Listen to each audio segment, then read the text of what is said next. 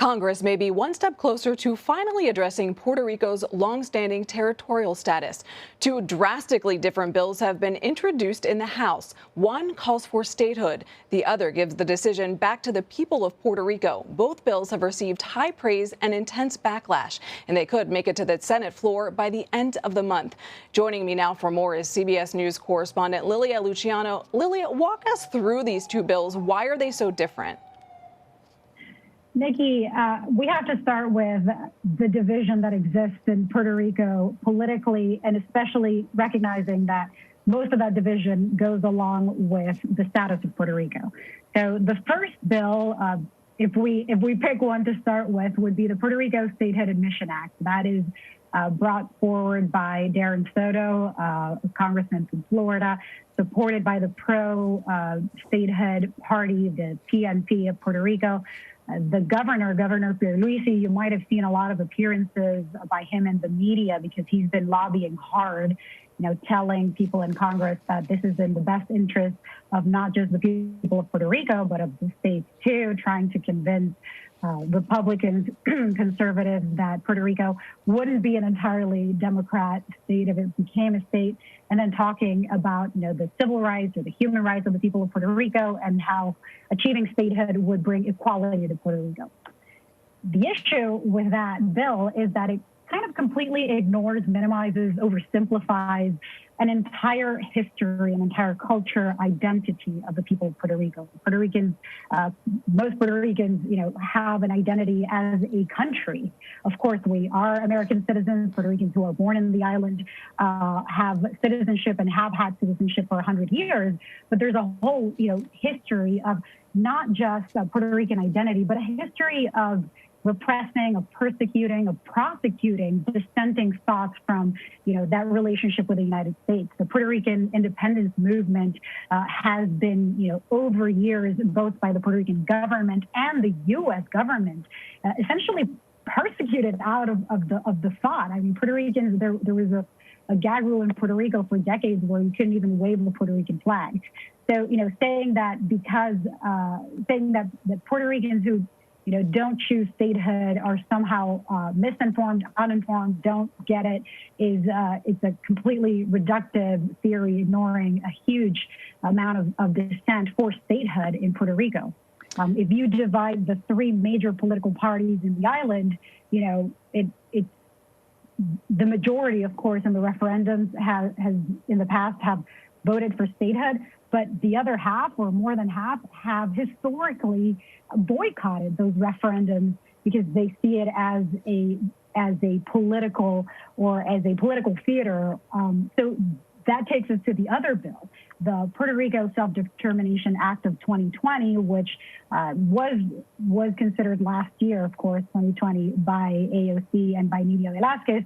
That one takes into account everything that the Puerto Rican people would want. So all of the different thoughts, all of the different variations of of self-determination. It calls for a status convention where delegates would choose a decolonizing option for Puerto Rico. And that, some say, is more democratic. Lilia, advocates use non-binding referendum votes in Puerto Rico to justify the statehood bill. Why are those votes so complicated, and are they an accurate portrayal of how many people support statehood? I would say, hard no, because the campaigning for those referendums has been done and they have been brought forward by the pro-statehood party. So, in the last election on November, many people I talked to from Puerto Rico saw that referendum as a way to garner more political support for the candidates of the pro-statehood party, which the governor of Puerto Rico belongs to. So essentially, it was a lot of people said it's a way of bringing people to the polls to vote for the party because the party was very unpopular. It's the party of Ricky Rosselló, the governor that was ousted, that was basically chased out of the governor's mansion. So the people who don't vote or believe in statehood or don't want statehood for Puerto Rico either boycott these votes, ignore it altogether for the referendum. And that's why Alexandria Ocasio-Cortez, Lilia Luciano, with solid support from many organizations in the island, in the ago here in the United States are advocating for a different solution to end the colonial status of Puerto Rico that really takes into consideration other, pro-sovereignty, something like what Puerto Rico has right now, which is kind of a territorial relationship, but ending the inequities that Puerto Ricans have in the island that they don't have or we don't have when we move to the state. Puerto Rico doesn't have the same political system as the 50 states. Explain how that impacts the debate for statehood and how progressive parties are disrupting the traditional Puerto Rican system. It's interesting that you mentioned the new progressive parties, because that's true. I mean, right now, one of the reasons why the conversation around statehood is so important, so crucial, so popular is because, here in the States, and of course, advocates of all the different status options are thinking, well, we have a Democrat majority in Congress. Perhaps that Democrat majority in Congress will pay more attention to Puerto Rico.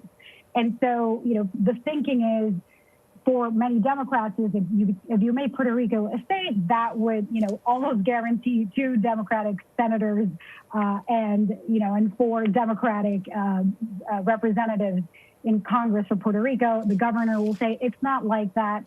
Most people would agree, and most political scientists would agree that yes, the majority of Puerto Ricans would vote Democrat if Puerto Rico were to become a state. But the thing is that in Puerto Rico, what's happening is the opposite of dividing into 2 parties.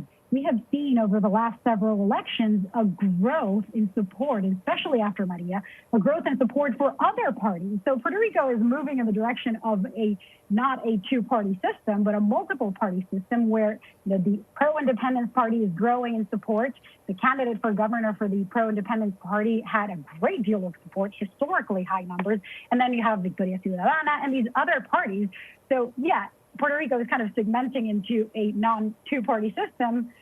So yeah, it would be really interesting to see how, to make logic of, let's then adapt Puerto Rico, which all the political parties have very much to do with the status, but also to resolve a lot of issues that have been brought forward because and have happened because of the colonial relationship, because of, racist policies of seeing Puerto Ricans as people who are not capable of governing themselves.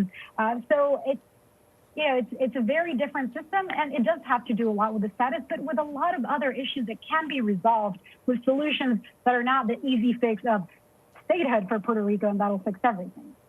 Lilia Luciano, thank you for your insight. Thank you, Nikki.